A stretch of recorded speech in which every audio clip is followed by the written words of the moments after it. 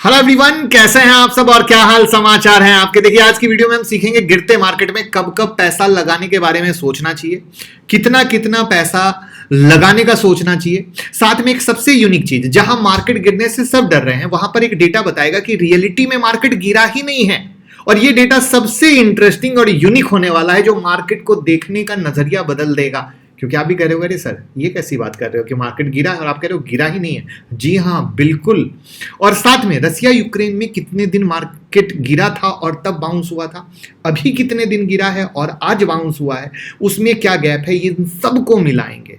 ठीक है, और फिर एक फाइनल समरी बनाएंगे। रिमेंबर, क्योंकि जब भी कुछ कही जाती है हर बात अलग अलग कही जाती है और तब एक समरी बनती है। ठीक है, उससे पहले अगर आपको ये नहीं पता है कि मार्केट क्यों गिरा है तो उसकी वीडियो मैंने बनाई है, जिसमें एक रीजन में मैंने बॉन्ड यील्ड, दूसरे में डॉलर इंडेक्स को बहुत अच्छे के डेटा के साथ, प्रूफ के साथ शेयर किया है। आप वो वीडियो जरूर देख लीजिएगा, जिससे कि बिना डर, मतलब एक जो होता है ना, सबसे ज्यादा प्रॉब्लम क्या हो चुकी है मार्केट में, थोड़ा सा गिरे लोग डरने लगते हैं। और हम लोगों की कोशिश क्या है, आपके डर को खत्म करना। तो वो डर आपका खत्म हो जाएगा उन सारी वीडियो को देखने के बाद। अगर आप स्टॉक मार्केट की सारी खबरों से अपडेट रहना चाहते हैं तो हमारे व्हाट्सएप चैनल से जुड़ जाएं, लिंक डिस्क्रिप्शन में है, और टेलीग्राम से भी जुड़ सकते हैं जहां आप ज़्यादा यूज़ करते हैं। And thank you so much YouTube community को प्यार देने के लिए, जो यूट्यूब की मेंबरशिप है, जहां पे जो लर्निंग और अर्निंग दे रहे हैं, आप लोग बहुत प्यार कर रहे हैं। तो आप ज्वाइन बटन से ज्वाइन कर सकते हैं, जहां पर इस मार्केट की फॉल का पूरा बेहतरीन एनालिसिस और बहुत सारा लर्निंग दिया जा रहा है और लोग कमा भी रहे हैं। तो सबसे पहले हम यहाँ पर देखेंगे कि कब पैसा लगाना है, कितना लगाना है, और वीडियो को प्लीज लास्ट तक देखिएगा, क्योंकि हर चीज अलग अलग कवर करके फाइनल समरी बनाएंगे जो सबसे जरूरी होती है। राइट, तो मैं मुकुल अग्रवाल आपका आप ही के यूट्यूब चैनल में स्वागत करता हूं। जो भी नए लोगों ने चैनल को सब्सक्राइब करें और बेल आइकन को हिट कर लें। तो as per history data, Nifty all time high से ऑन एन एवरेज 22.5% के आजू बाजू गिरता है। जो जितनी बार भी गिरावट हुई है ना, उसका एवरेज पकड़ लेते हैं। और अभी जो निफ्टी का ऑल टाइम हाई 20,200 चिल्लर के पास था ना, वहां से अप्रॉक्स 6.60% गिरा है। मतलब अगर देखा जाए एवरेज फॉल से निकाला जाए तो 16% अभी मार्केट ऊपर है। अगर ऐसा सोचते हैं कि इतना गिरे तो अभी निफ्टी, अगर हम बात करें तो आज रिकवर की है, बट ओवरऑल क्या हुआ कि 18,830 के करीब का लो लगा एज पर स्पॉट लेवल। तो यहां पर जो है ना, ये जो 18,830-40 का लेवल है, ये SIP मोड में पहला इन्वेस्टमेंट प्लान सोचना चाहिए। अगर आपका विजन 5 साल का होता है तो 5 साल का नहीं है तो ये रूल आपके लिए है ही नहीं, साफ साफ क्लियर, भूल जाओ, कोई कंफ्यूजन नहीं। दूसरा फिर जो इन्वेस्टमेंट आता है वो 18,450 के पास आता है, और तीसरा जो SIP आता है वो 18,000 पे आता है। ये तरीका होता है इन्वेस्टमेंट का गिरते मार्केट में माल लेने का।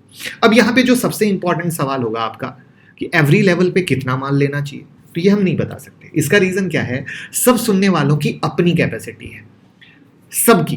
किसी का 1 लाख, किसी का 25,000, किसी का 50,000, किसी का 10 लाख, किसी का 50 लाख। हमारा काम आपको सिखाना है कि गिरते मार्केट में इन्वेस्टमेंट के बारे में कैसे सोचते हैं, और 5 साल का विजन क्रिएट करते हैं, जिसका जितना पॉकेट उस हिसाब से काम होता है। यानी एज पर योर पॉकेट आप फंड डिसाइड करते हैं कि मैं 5% या 10% या 20% या 25% हर जगह किस्त लगाने वाला हूं। ये डिसाइड सिर्फ आप कर सकते हैं, कोई आपको एडवाइस नहीं दे सकता है, क्योंकि यहां एक बिग पिक्चर की तरह चीज को देखना है। आप कहोगे ये बिग पिक्चर कहां से घुसा दिया, तो बिग पिक्चर की कहानी ये है कि अगर हम अभी इन्वेस्टमेंट के बारे में सोचते हैं तो हमें 2024 का इलेक्शन बिल्कुल नहीं भूलना चाहिए, क्योंकि हर इस सेंट्रल इलेक्शन से पहले मार्केट बहुत ड्रामा करता है। वो भी डेटा टाइम पर आएगा, मैं उसकी वीडियो बनाऊंगा। तो वो सब चीजें भी मार्केट पे इंपैक्ट करती है, क्योंकि क्या है, कुछ पब्लिक ये सोचती है कि बीजेपी वापस आएगी तो मार्केट ऊपर जाएगा, कुछ पब्लिक सोचती है नहीं यार बीजेपी नहीं आएगी, कुछ सोचती है अगर बीजेपी नहीं आई तो मार्केट गिर जाएगा। सबकी अपनी अपनी सोच है ना, तो वो विजन भी तो हम ही सोचेंगे। तो ये सारा नजरिया अगर हम जब तक उतने दूर का नहीं बनाएंगे तो हम दूर का इन्वेस्टमेंट कैसे कर सकते हैं। करेक्ट है, इसीलिए इसको बोलते हैं SIP मोड इन्वेस्टमेंट प्लान। वैसे कमेंट में आप बताएं 2024 में बीजेपी वापस आएगी या नहीं, देखते हैं, क्योंकि मैक्सिमम लोग तो यही मानते हैं कि बीजेपी वापस आए तो स्टॉक मार्केट वापस से रिटर्न देगा। तो लेट मी चेक कमेंट में आप क्या बता रहे हैं। तो यहां पर आपको याद रखना है कि कोई भी पैसा कर्ज लेकर ना लगाएं, वही पैसा लगाएं जिसकी नीड 5 साल में ना हो।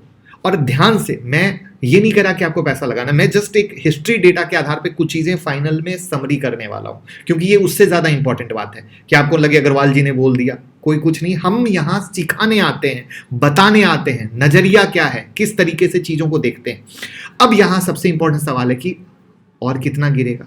तो कल हमने Sensex to small cap index ratio के बारे में बताया था, अगर वो वीडियो नहीं देखी हो तो जरूर देखिएगा, क्योंकि उसमें हमने बताया था कि कैसे अब लार्ज कैप स्टॉक में तेजी बन सकती है एज पर हिस्टोरिकल डेटा। तो रिमेंबर, हम जो चीजें बता रहे हैं हर एक चीज डेटा के साथ बता रहे हैं। अब इंपॉर्टेंट ये है कि आप लोग डर रहे हैं, मार्केट गिर गया, राइट? तो सबसे बेस्ट चीज सिखाता हूं कि मार्केट अभी सच में गिरा ही नहीं है। कैसे? तो जल्दी से वीडियो को लाइक करके मोटिवेट कर दीजिए इस यूनिक कॉन्सेप्ट के लिए। जैसे सभी कंपनी का ईपीएस यानी अर्निंग पर शेयर होता है और पी रेशियो होता है, वैसे ही निफ्टी का भी ईपीएस और पी रेशियो होता है।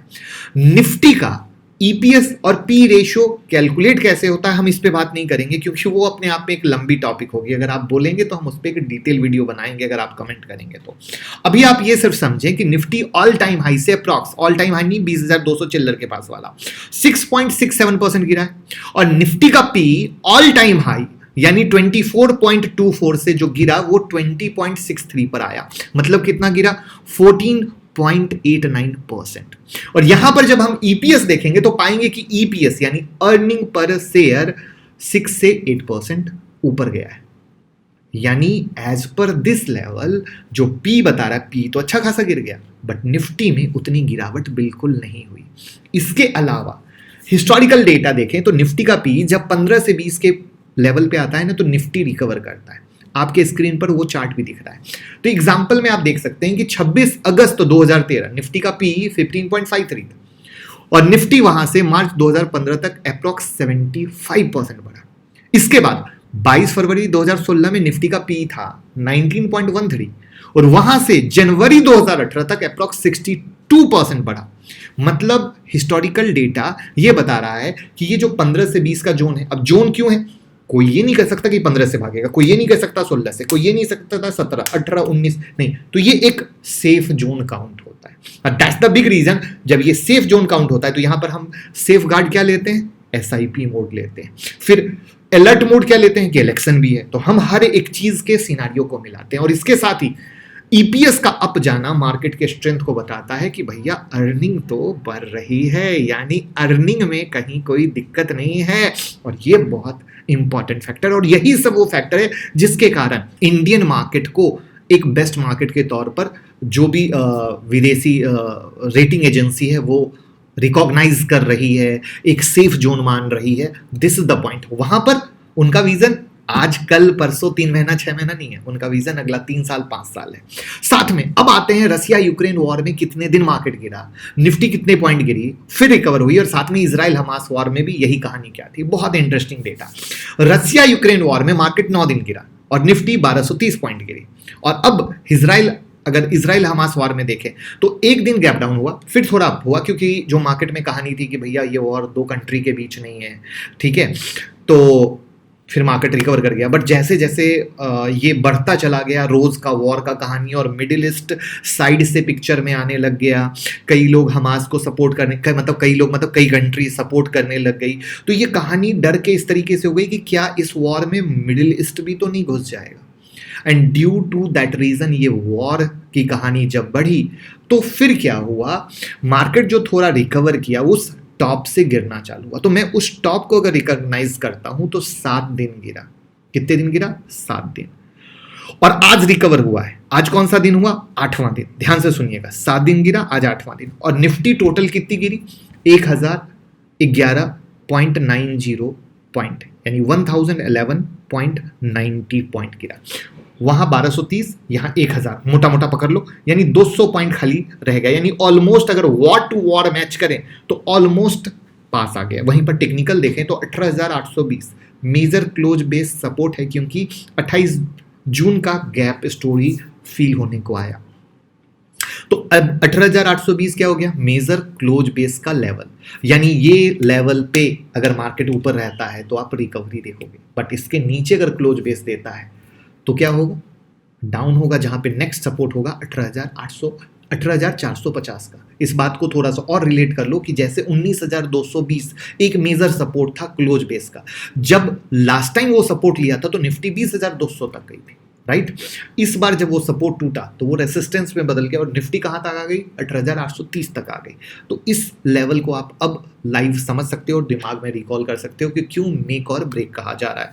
और फिर नेक्स्ट लेवल क्या हुआ, 18,450। अब आते हैं समरी पे। रिमेंबर, कोई भी बॉटम नहीं पकड़ सकता है। विजन 5 साल का, कर्ज लेकर पैसा लगाना नहीं। वहां पे हमारी कोई बाय सेल एडवाइस नहीं है, हम सिर्फ लर्निंग पे हिस्ट्री, डेटा, चार्ट की मार्केट रिएक्ट कैसे करता है, चार्ट किस तरीके से बोलता है, मार्केट कैसे डेटा को सपोर्ट करता है, हिस्ट्री में क्या हुआ है, अब ये सब बताकर एक विजन देने की कोशिश करते हैं, आपके डर को निकालने की कोशिश करते हैं। फाइनल डिसीजन आपका होना चाहिए, फाइनल डिसीजन आपके लर्निंग का होना चाहिए, क्योंकि आप खुद के बॉस हैं। जब आप रिस्क को समझते हैं, हर एक चीज को समझते हैं, तो फिर आप सही तरीके से इन्वेस्ट करते हैं और आपको डर नहीं लगता है।